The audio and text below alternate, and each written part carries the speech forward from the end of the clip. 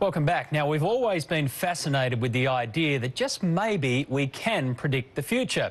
And these days, the ancient art of fortune-telling has never been so accessible.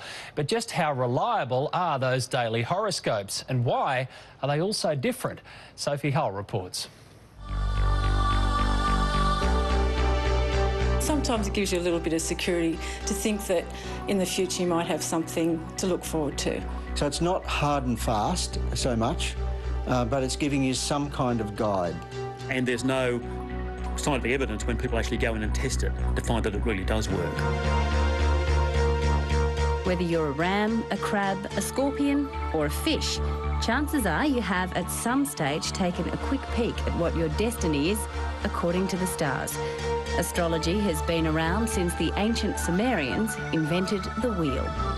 All my friends know that I'm really into the star signs, so they all know what I'm like. And some of them say I'm silly about it, but most of them actually all read their star signs as well. Leslie Paget has been checking in with the cosmos daily since she was a teenager. She's been to 3 separate astrologers to have her chart read, impressed with the accuracy of their predictions. Maybe 20 years ago I had my chart read and it was very accurate. It was actually telling me that I was going to separate from my husband and meet another man, which actually did happen. So that was quite spooky. But for every accuracy, there's an equally irrelevant prediction. Is it really possible that your day, week or month will pan out in much the same way as the 1/12 of the population who share your sign? When anybody has done any statistical analysis of birth dates and careers or birth dates and outcomes or birth dates and political views, then they're found to be no correspondence and no correlation. Peter Bowditch is from the Australian Skeptics Association.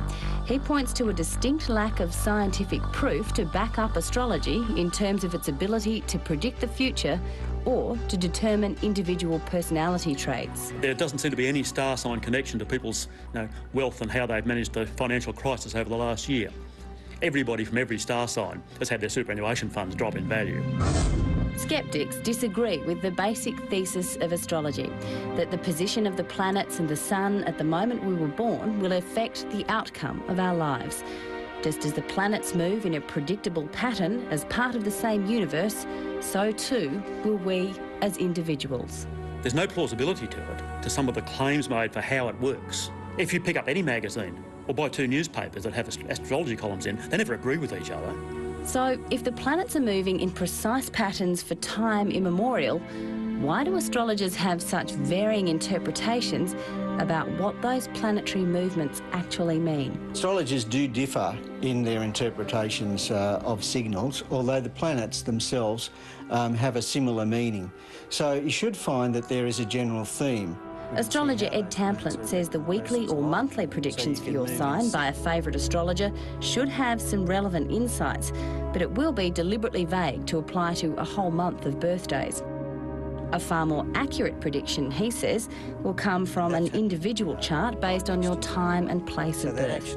Apparently, there's a wealth of information in the skies if you know where to look. Surely generations of stargazers can't be completely wrong. When we say there is no proof for astrology, and we only have to look at the effect that the moon has, for instance, on the tides and weather on our own life, on our own planet, then there has to be some proof that the cosmos has an effect on biological life. So, take from the stars what you will, but the advice is pick one astrologer you think gets it right and stick with their forecasts. Look for references to planets and their movements and mentions of how it affects specific birthdays within the month. And don't spend a fortune on calling a hotline. In a certain sense, it can be fun. It can be harmless if people don't take it too seriously. I really enjoy what I read each day. Sometimes it's good, sometimes it's bad, but it gives me a sense of security sometimes. And if you're a believer or a skeptic, we've put links on our website that'll give you more information. We'll be back soon.